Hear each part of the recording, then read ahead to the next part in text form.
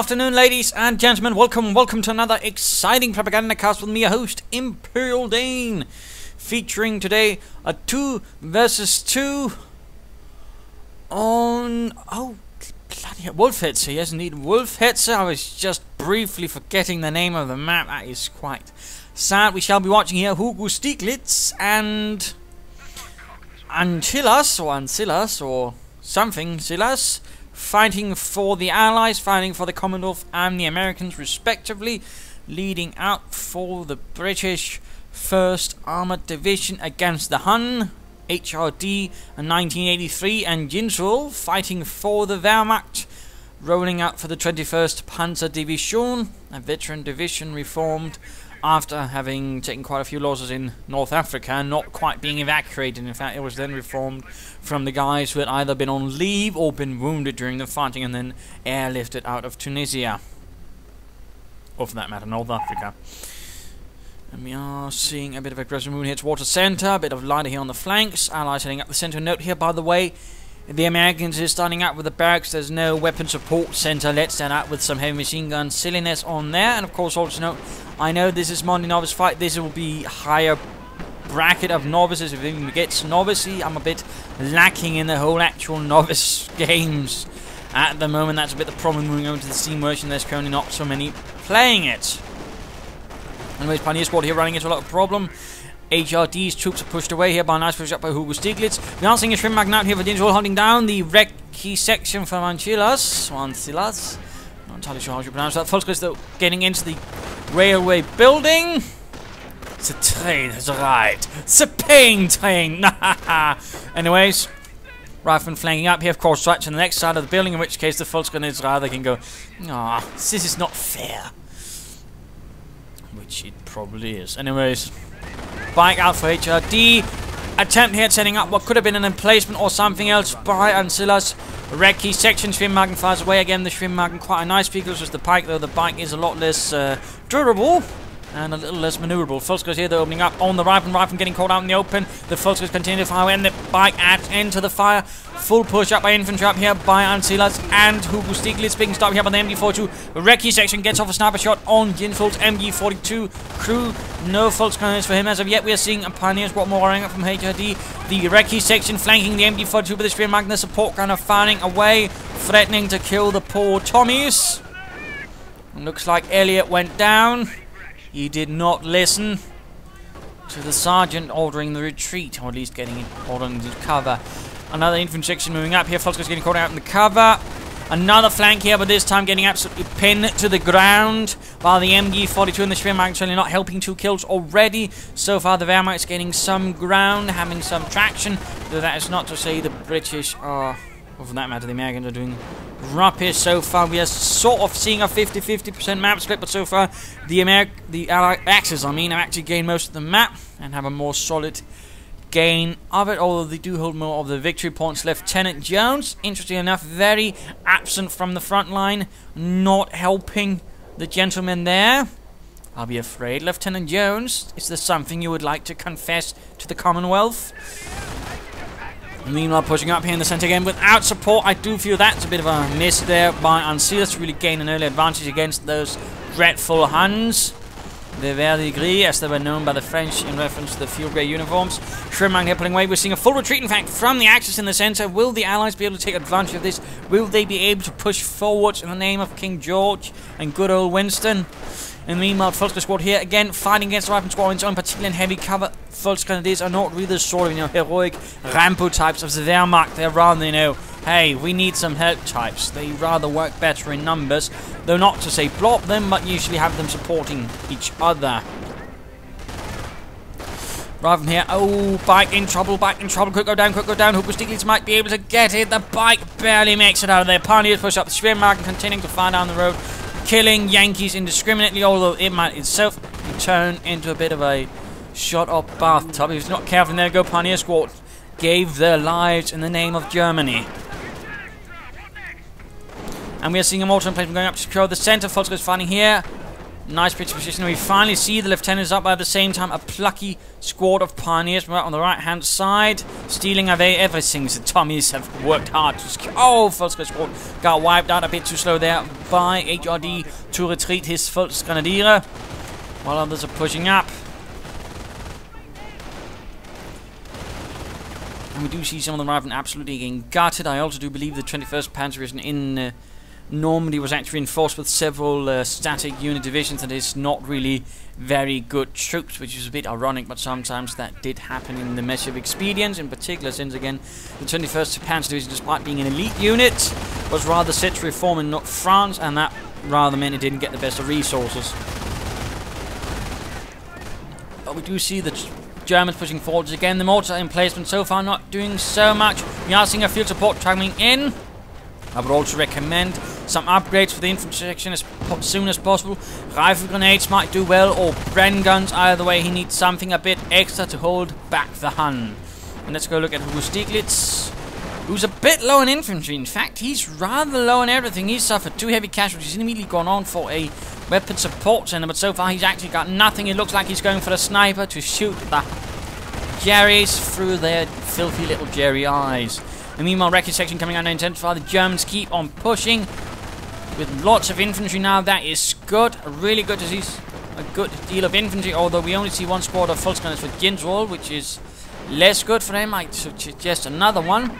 But HRD, on the other hand, is so far having a good field presence in Deutsches Infanterie. Rather heavy fighting around here, having a little trouble dealing with the mortar emplacement. Of course, they'll have to keep moving. And of course, fighting right next to a headquarters command truck where the opponent can reinforce is a bit of a nasty thing. Flamethrowers adding in now, though. Securing over there, rifleman quickly pulling back. A supply going up for HugoStiglitz. Heavy machine gun on the way. HugoStiglitz, I fear, and this is a bit of a novice mistake, is actually taking up too fast, going too many directions at once, which is a bit dangerous for him. He could very much risk watering out his efforts and petering out. At the same time, though, I do think he should leave the fighting in the center to his British teammate and then gather up a solid force and then make a good push for the right hand side, which is currently very open. I mean, have the 30 caliber ready to support that. I think he would actually do a lot, but instead he's rather pushing in here, which again I think the British players handling mostly alright. Push up the flank, force the Germans away from the center as well, force them out into this territory, and again spread out German efforts as well. So I think that would work better rather than, you know, constantly banging your head into a small section where the Germans can hold, and of course also send small detachments out right to harass. MG42 inside the train building. Brits are actually now moving to the right side. I do believe that should be the purview of the American player. Again, leave the 30 caliber to support the riflemen and the engineers, and then again set up something here, mine as well, to make it difficult for the German players to counter-attack. Both German players now have 2 squads of infantry. That is good. Kriegberg's going up for Jinsual, and a Sturmhammer going up for HRD. So looks like Jinsual will be proceeding more with more infantry, whereas HRD will be mechanizing his forces a bit more. Wagner taking some nasty losses as the Volksgunners moving in. Again, not proper support.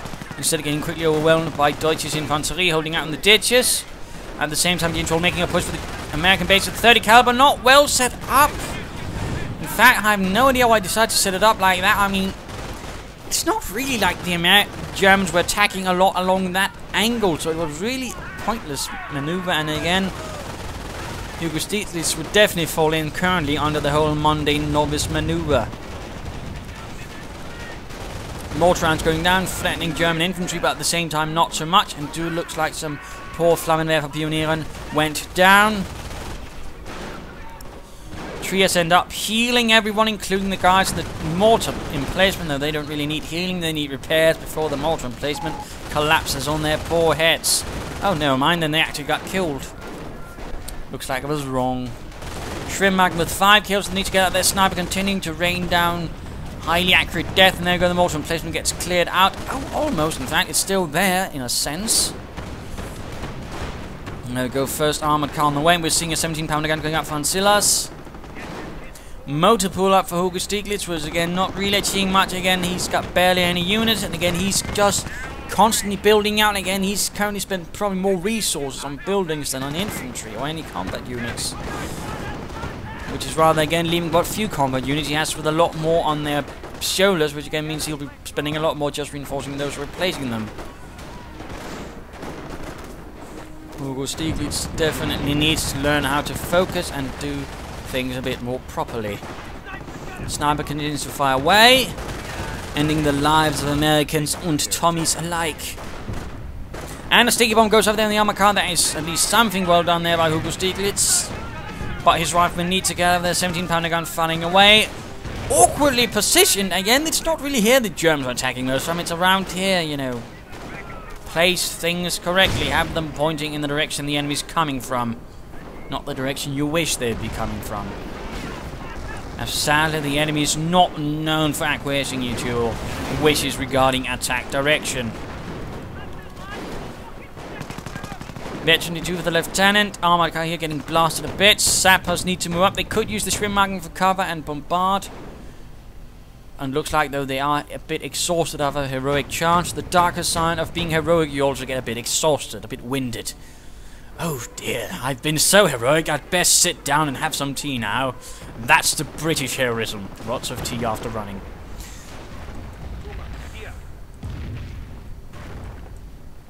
Yes, that probably did sound a bit unfriendly, but still, it's the human things.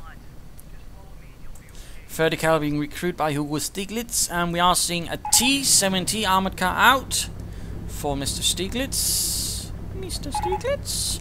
American actually made, but the Americans themselves actually didn't really use it. The British were much greater users of the armored car. In fact, they were generally really fond of using armored cars. They had like 4 or 5 different ones throughout the war. We're losing territory. Largely the same in different variations. Though interesting enough, I don't actually think they actually used the Greyhound, and the T-70 was the only really one they used from the Americans. Otherwise, they had a bunch of their own.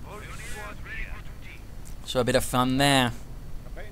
Large British force waiting there. Blob, which I am not a huge fan of, but looks like HugoStiglitz making an effort, leading the T-17.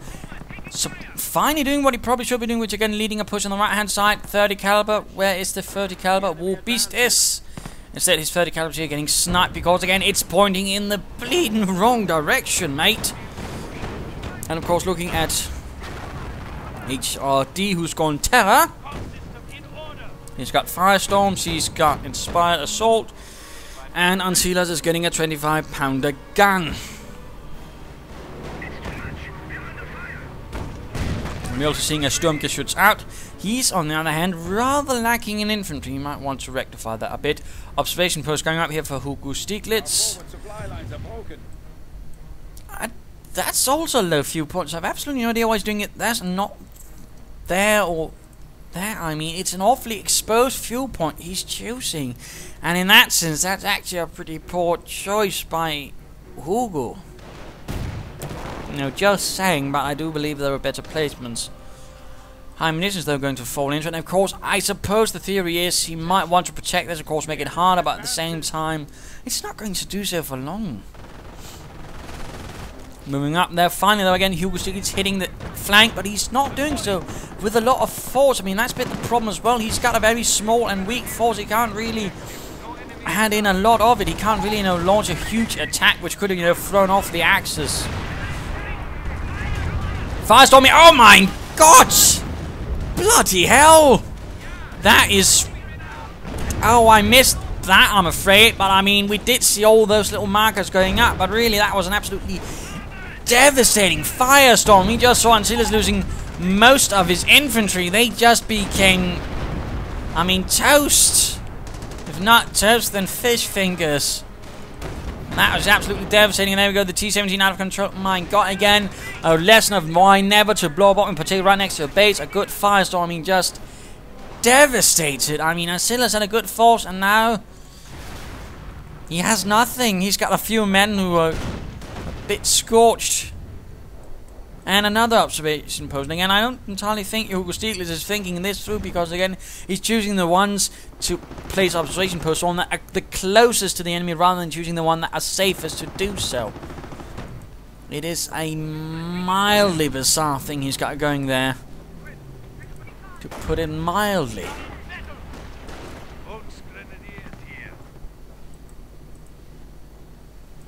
And honestly, I suppose the reason I didn't notice him when I was checking this replay through first was, again, he's just not very noticeable, which really ought not to be the case.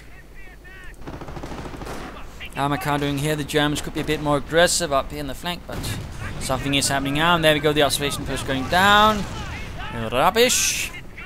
British are somewhat ready again after having watched so many of their mates being turned into toast.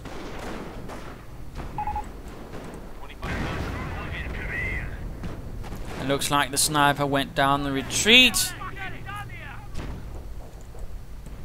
which is a bit unfortunate, but let's go look at Jinsual with Blitzkrieg.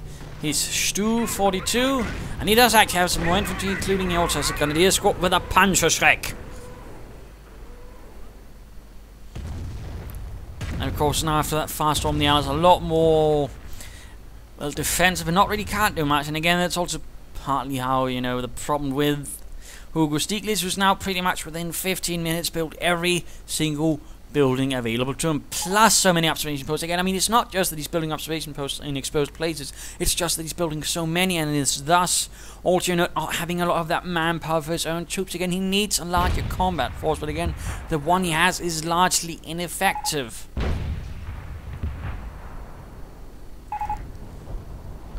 I mean, it's a considerable problem, and it's really hurting their war effort.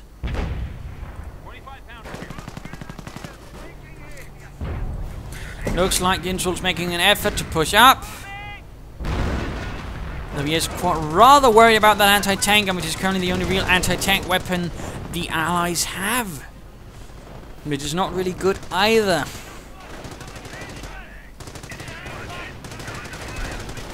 And a bit of artillery going in there on the Germans. Anti-tank gun has been cleared out.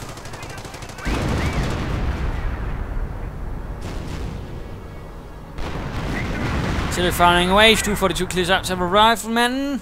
Points being secure. They're having been cleared out of the observation post again. I doubt they really made that investment worthwhile for the Allies.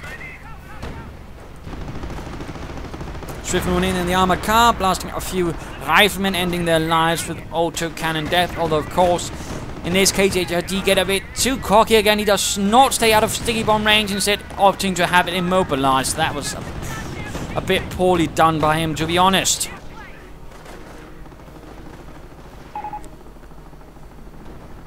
Is it dead? Not sure. Sticky bombs going off there on the armored car, like to wreck it, and there we go. Kaputt, nicht mehr.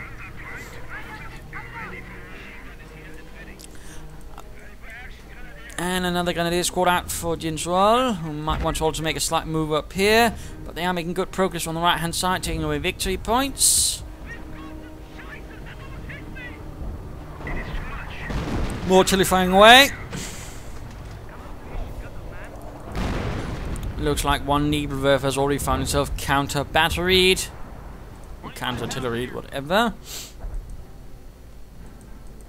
Pioneers thinking about doing nothing, achieving nothing. Not really going to be seeing Jinsual making another headlong assault. Not really the most effective use. Lots of full scores with MP40s. That could work, I suppose. Granate. Thrown the wrong place. Still no light machine gun upgrades for the British infantry. I really would like to see, you know, some upgrades for the British infantry. Instead, they're rather left raw in that regard as it is, and we're seeing veterans too for the armor. I think the infantry would benefit more of it since he has more infantry than he currently has armor. Panzer Command going up for HRD, so he's quickly moving on to something bigger. And he's got no veterancy for his armor whatsoever. We do see some tank destroyers coming out for Stiglitz. If he was also to consider getting some Shermans and then actually making a sensible push, he might be able to do some serious damage to the Krauts, to the Huns. But the question is, will he actually be able to do that?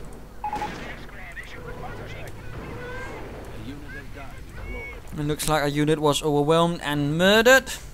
British making a headlong move on the right hand side. Stug moving up without any support, not good. And without any veterans either, that's definitely not making it better. I'll spam Knights Crossers now, not necessarily the best strategy either. A bit one-sided and a bit flat.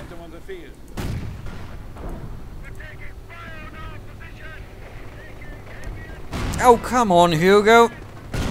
Does one really need to go with this with a tank destroyer like the M10? You do not stop in front of a Stug. You continually flank the Stug. You stay on the side and behind it. I mean, this is really poorly done by HugoStiglitz. I mean, he literally just parked it in front of it and apparently expected to win.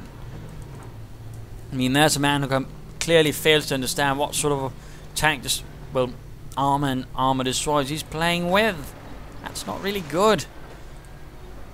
And that's rather showing a dangerous lack of understanding of how armor works in Company of Heroes and what things work like in the different armies. And he should definitely try to then proceed to actually learn how to use his army. Stug here blasting away. Cromwell's now found Ancilla, so we're seeing a bit of armor from the British as well, which likely means it's going to see some better use. We're also seeing a command tank out. That's great. A command tank. Bloody hell. I like to see those. Will definitely boost the armor of the British player, make them shoot faster, make them shoot a bit farther, and particularly the Firefly really benefits from it. Also BARs for HugoStiglitz meant about bleeding time as well. We do see Jinsual's full screen is getting pushed away. Stug rushed off the field. 2 Needlewerfers for HRD. Tiller going down there. Again, the right hand side is seeing a bit more action now, which is good. Another head-on assault from the Germans. I'm not convinced really that's doing much for them. Again, I think they need to, again, hit the more exposed flanks and again draw that way, draw up the British defenders. Or for that matter, we just have the matter of fact there's an armored command truck, which again, if they just tried to move up there and then spotted, there's something here, they could actually wreck it. I mean, there's definitely some problems. Oh, headquarters command truck is very close to going out. The engine is on fire. Most of the truck is on fire, and a firestorm rocket knocks it out, completely vaporizing it, except for the driver, who's miraculously, largely, well, is intact, I would say, physically. I mean, he's not lost any limbs, but he's dead. I mean, that's the only difference, really. He's physically intact, but he's dead. Germans making some decent progress up the centre. Of course, that's going to force Ancilla to really expend a lot of manpower to replace it.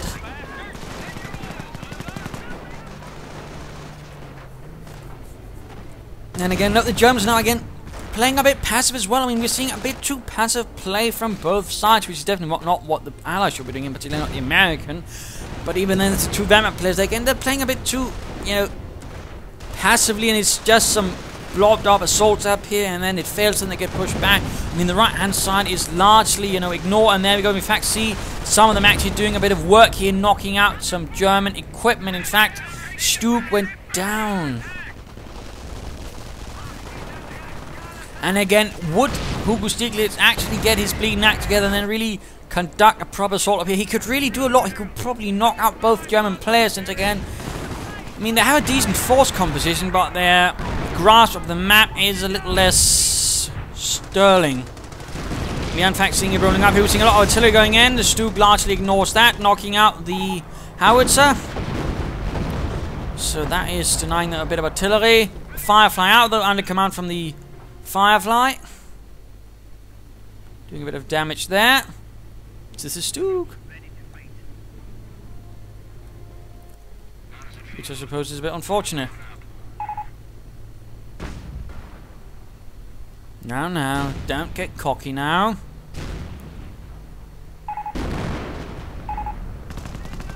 It's technically an assault gun, not quite the same as a tank.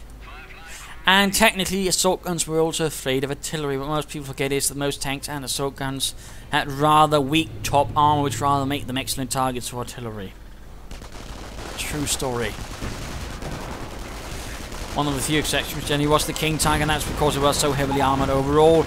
Again, another bit of a blobby assault going in from Jinsual, right in front of all the armour, in front of all the tank destroyers, seeing a few nasty losses. Not really achieving much either, so that's a bit unfortunate. The tank destroyer here coming under fire from something. Likely a pack, nicely positioned on the road. HugoStiglitz might want to use his tank destroyers, as tank destroyers are not tanks. It rather does seem like the Allies don't quite know what a tank is.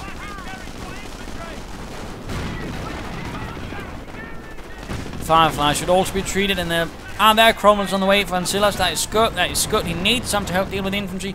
British infantry moving out, and again he's got plenty of munitions, so why he isn't upgrading his infantry sections with brand guns or rifle grenades is a bit beyond me.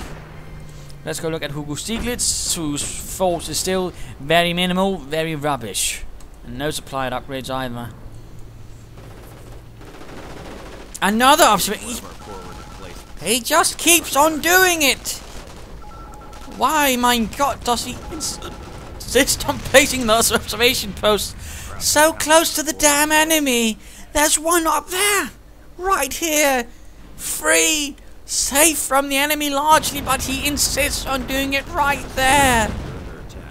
It is absolutely mind-boggling, and again, it's not like they actually do much to really protect this fuel bomb from being taken. They just, hey, there are no Americans, let's just blow this crap up and move on.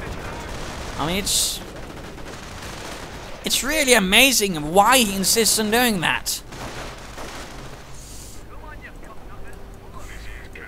Infantry gain rain, and that lieutenant's actually veterancy free. That's impressive.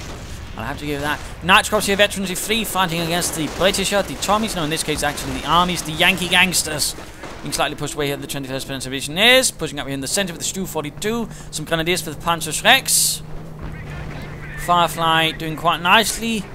Equipped with the excellent 17-pounder again anti-tank gun. Flamethrowers, Knights Cross the Rifle here, definitely in problems, since they're definitely low on veterancy. But looks like HRD is allowing them to escape. How nice. Oh, it's actually time for the mid-game analysis. My apologies, a bit late. But currently mid-game analysis, not looking so good for the Allies. Again, partly it's HugoStiglitz who again insists on wasting manpower on observation posts he can't hold. Partly building up too fast, and again not building up a sensible force. He's riding himself weak, and ultimately he's leaving his team weak. So that's not really good either. That, and he's apparently convinced that the tank destroyers, because they have the name tank in them, are tanks. They're not. Tank destroyers have a much more limited role, which is blowing up other tanks. Which is also why the Germans rather operate with the concept of an assault gun, which rather also involves shooting up infantry.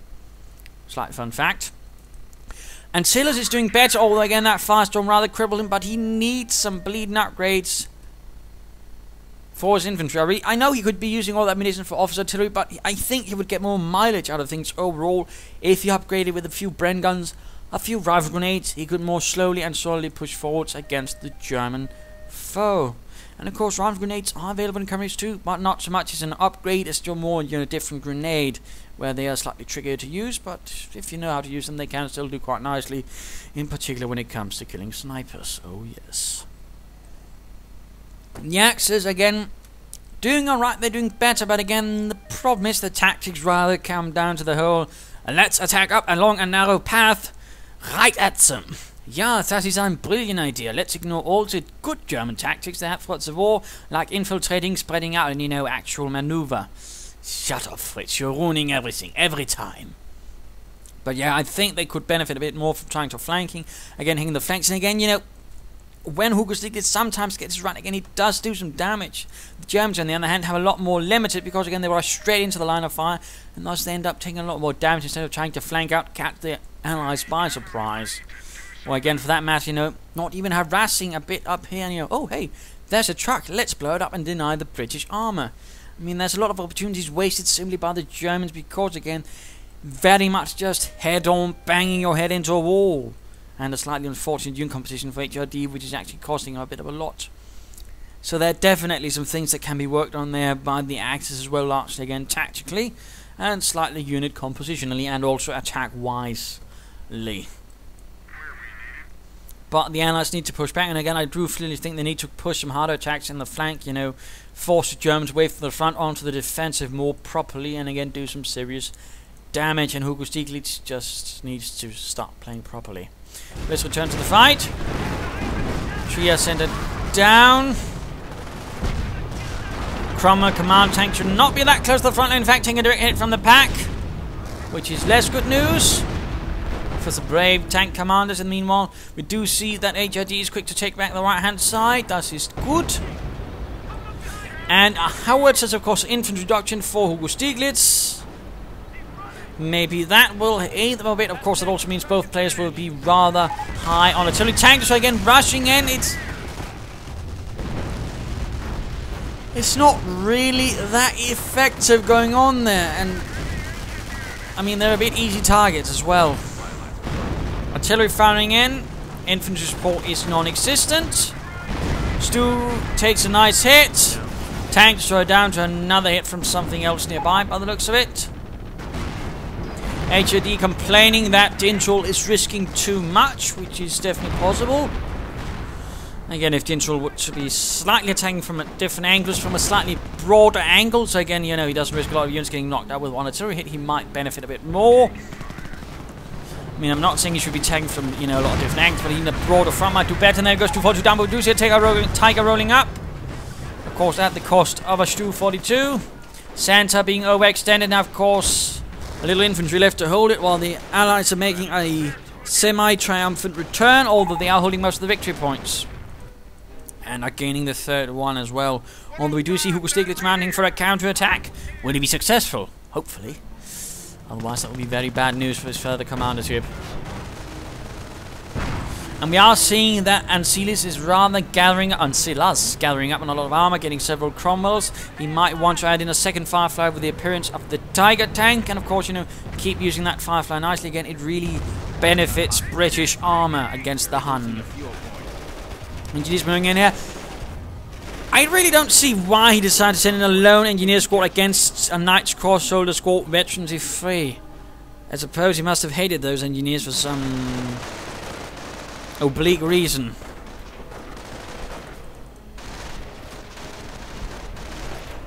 Perhaps they doubted his command skills and he wanted to show them who had the command skills. And artillery going in here against the advancing infantry, likely going to be a firestorm. Not really. Questionably well placed. Rifleman squad here, though, taking a lot of losses. Might go down the retreat to the Mexican Grenadier. And likely will. There we go. Dead. Firefly a bit too close to the action, but again, with also it also benefits range. Very much benefits range, but already there again due to some poor armor usage by Ancilla.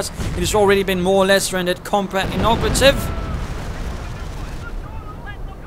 He should not be at the front, and he should always be behind other tanks.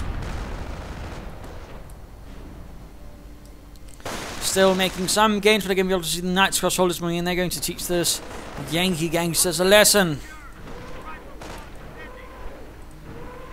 Let's go look at HRD, whose Knight's Cross holders are moving in on the riflemen, who are rather low on health and other necessities, like support. And there we go, quickly run off. Veterans with 3 pioneers up now for HRD.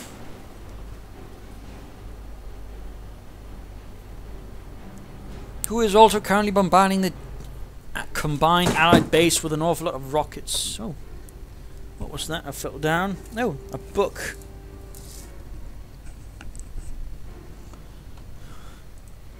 Grenadiers inside that rail building. A bit of quiet now, reconnecting territories, building up for another assault force. Though again, currently HRD is not really much of use, except what little infantry he has.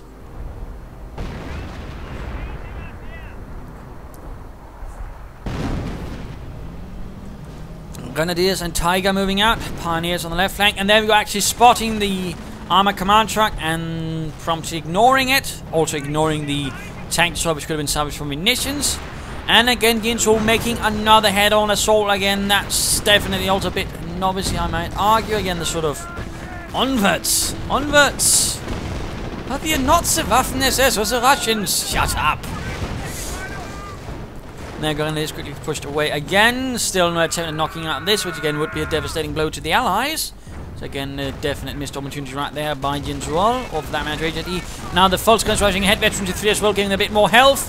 A storm front from the Wehrmacht, getting torn to bits without really doing much either. I saw a tank. Dear diary, I saw a tank. There's a lot of tanks currently, though we do actually see a Sherman now, and again that's going to leave HRD in a bit of trouble, and again he's very much lacking in the whole shooting up enemy tanks department. Though of course he could get a Panther now, and he is getting a Panther, that's small news. At the same time we are seeing Ancilla moving ahead on a broader front with a pack stolen from the Krauts in support. Again, going for that high munitions. HugoStiglitz really has very little left. He's got that howitzer and some infantry. I mean, really, anything else has pretty much been wasted. He's not taking that point either. Moving up with his rifleman either. Come on. Pioneers advancing, coming under fire from every British tank in the vicinity and taking some nasty losses. And HRD keeps hoping that his teammate will listen and not conduct those head-on assaults. Though again, you know, there's this armored command truck which the bike is constantly reporting in. Yeah, guys, there's an armored command truck over here. Perhaps we should wreck it. You know, deny the Tommies of further Tommy Panzers. We are losing ground.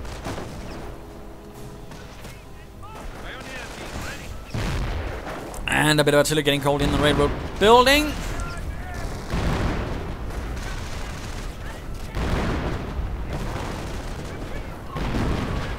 Rather resistance railroad building. And the Sherman rolling in through HRD's troops, which is always nice to see.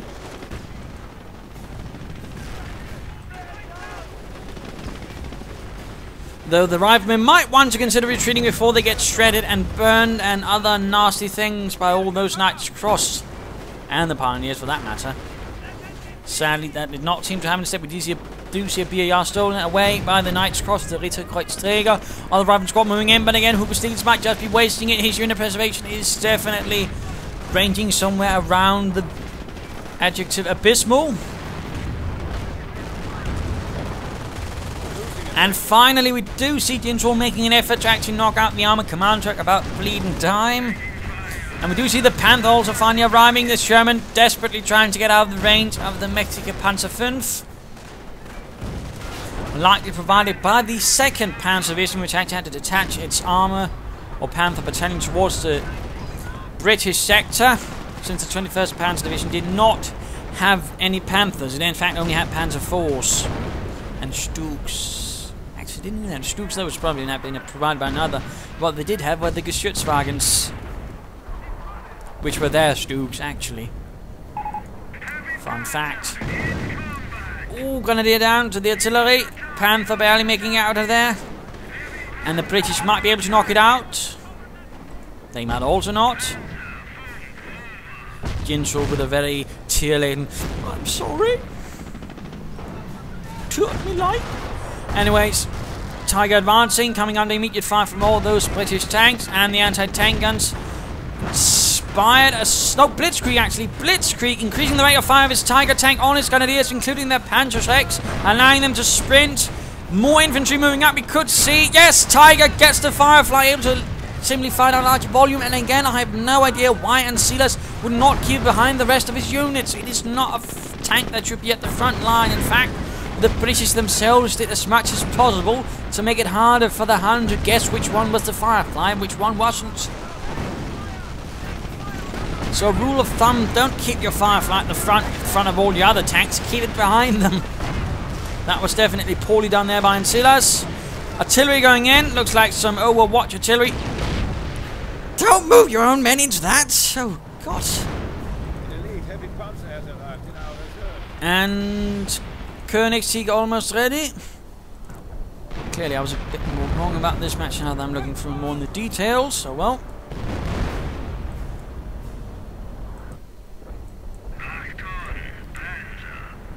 Panther Veteran G1. Knights Cross making a full run for it.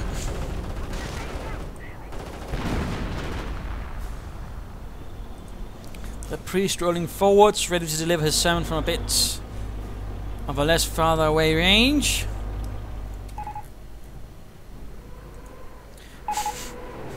Don't attack anymore. Let's just wait and cap the points. And Jinsual's like, okay. Clearly hoping to attack from less than brilliant angles once more. possibly actually giving the Allies time to build up a force to counterattack with in more style.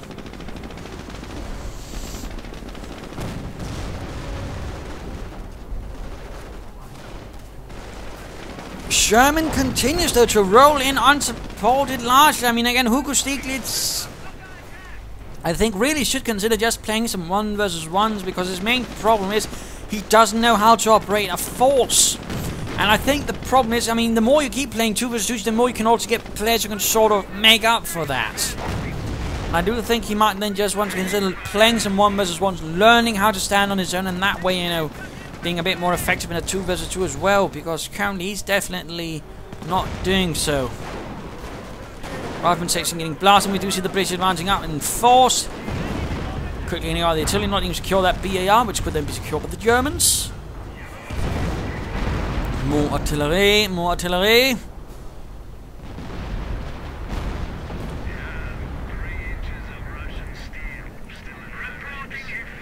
Panther. Half-track are going to be a Stuka-Sofus.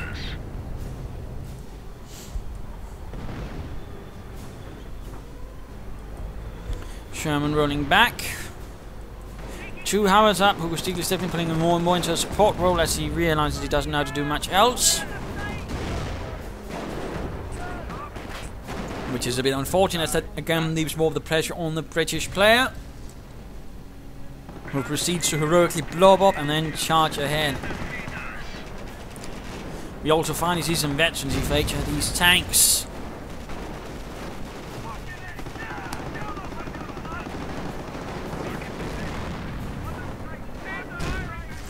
And securing that victory point, nicely done there by the Axis. Keeping their eyes on what matters, the victory points. At least that's one way to define victory, through victory points. Securing the fuel as well, nicely done. Lots of artillery being exchanged. Firing directly at the Stuka-Sofus and the Nebelwerfers. Well, more rockets fly all over the place. And small engagement going up here as HugoStiglitz now sending in Rangers as well. You get the trouble dealing with that Panther. Artillery raining down here on the Tiger. And the Nebelwerfer veterans are free. Not veterans free though for the Tiger. He could consider actually that might benefit Jinsual a bit. Panther here on its own, that support not really good. And in this case, I mean, again, HugoStiglitz should just flank it with the Rangers. The bazooka could definitely not penetrate the frontal armor of a Panther. And there we go, finally getting the message. He gets behind. Bit of fraps issues. Rifleman moving up while they have moved up in the first place is a bit odd. Sticky bomb going away. Let us pop back to Ancilla. Sticky bomb goes on with the Panther. That is something. Unit went down the retreat. Looks by the looks of things. British armor still holding up. American armor sort of, but the Tiger's definitely going to have the advantage. Already 3 tank kills, 6 infantry kills. Lots of infantry supporting. Sandbags actually up. That's no wait. Those were actually placed them before on the map before. Oh well, never mind then. And there we go. Königstiger has arrived, but Königstiger is not doing much. Bit of a waste of Königstiger. Königstiger thinks. Daddy is home. A bit late though. Quickly calling in some Overwatch artillery by the looks of it on the Grenadiers, holding up here. And there we go. Overwatch artillery simply stretched so many of the Grenadiers.